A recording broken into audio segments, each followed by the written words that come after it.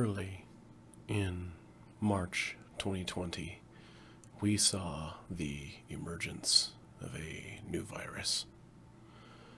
The steady wave of infection and the growing worry due to either a lack of knowledge or the receiving of false knowledge led to a wave of panic buying, panic posting, and panic adjusting.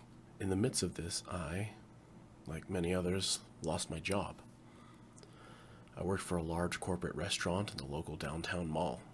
Because of the location of the restaurant, it was decided that offering curbside or even food delivery services such as Uber Eats or DoorDash was not worth the effort. So the entire restaurant and everyone there lost their sources of income. From what I've learned, even the managers were applying for unemployment for the first time in their lives.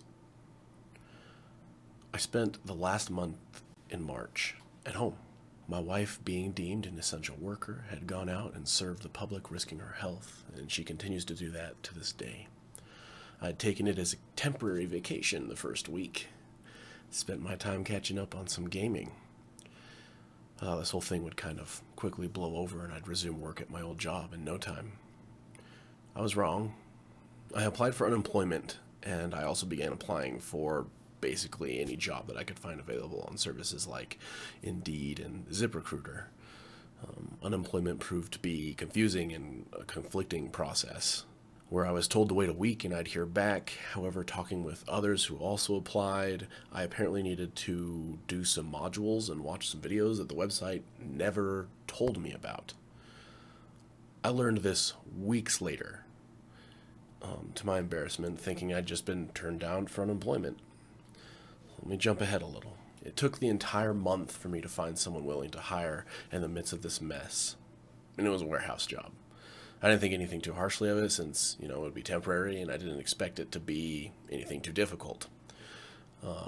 Walking into that warehouse is a moment that I will never forget.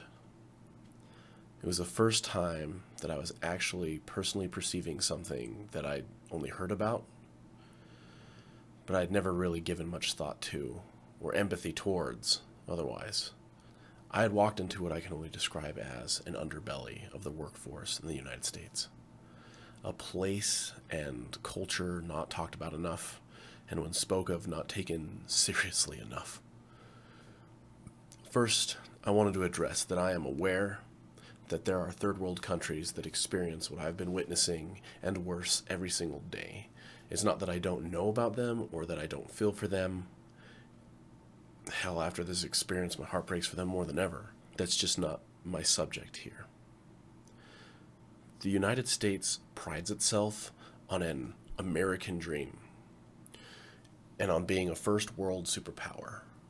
You drive by massive swaths of land packed with beautiful homes, and they make up, honestly, what I could believe would be about 70% of what you see in cities and towns. There are apartment complexes filing families away to live in as well, more towards the center of these areas.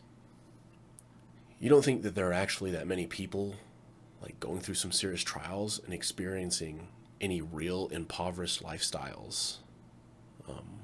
It's all kind of a facade, though.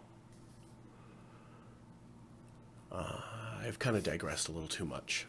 We can talk more about things like that if you guys would like in another video. When I walked into that warehouse, I saw hundreds of people standing in a line, folding cardboard into boxes, packing products inside, and then reaching for the next cardboard slab. That was it. There was no music. There was no smiling. I guess there was little smiling. And there was nothing but working hands. I had figured we had warehouses with people in them, of course, but just to maybe sort the final items or make sure things were working correctly. I genuinely believed that companies had machines designed doing all of these incredibly mundane tasks. In fact, other than wanting to save money, I don't see why such machines aren't being used. Why wouldn't a machine save more money in the long run than constantly paying employees? I joined my spot in line, and for a mere $12 an hour, began working the work that machinations and robotics should be accomplishing. Folding boxes, taping boxes, labeling boxes, loading product in boxes, and placing boxes in their correct outgoing mail sections. If you're too slow, they'll fire you. But also, no matter how hard or fast you worked, there was always something to replace the work you did, and there were no incentives or bonuses for doing well. I looked around, and I noticed something that saddened me even deeper than just the work itself. I was always told jobs like this are meant for high schoolers or very young adults paying for school. I could only count maybe 10 or so people that could possibly fit into that category. The rest were people with different stories.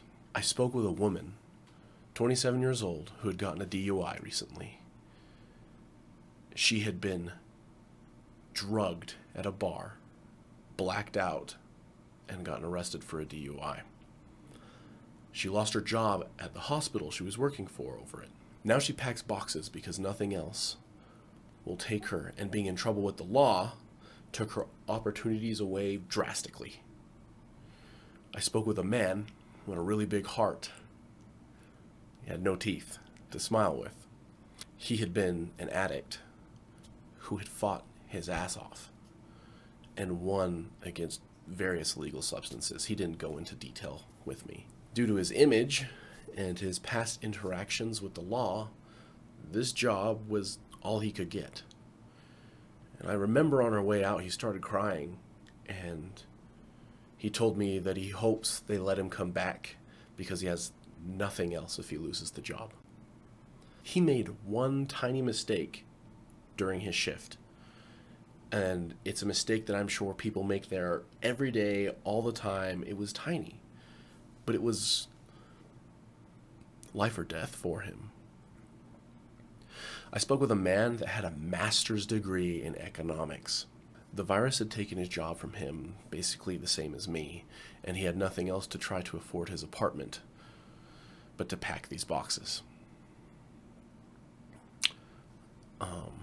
After a few hours, he suddenly just puts his hands together and he goes, "Nope, I'll figure something out." And then he walked out. He ghosted the job, never came back. I spoke with a woman who was second-generation immigrant from Mexico. Her family had snuck into the country, and her father had worked jobs like these to support his family. She was working in that warehouse to support her children so that they could try to be anything but work there. 3 of her kids work elsewhere, but 2 work in the warehouse because of their difficulties adjusting and not being bilingual enough.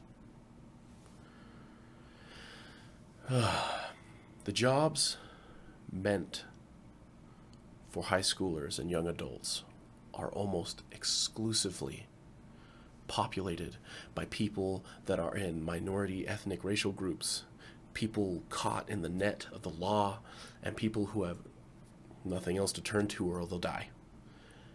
They are doing a form of human spirit-killing work for human spirit-killing levels of pay, supporting themselves and their loved ones.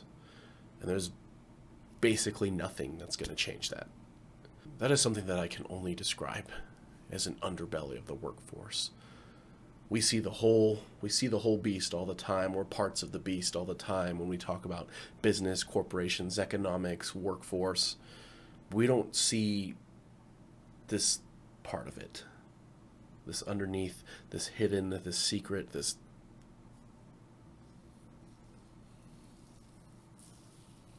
side of it.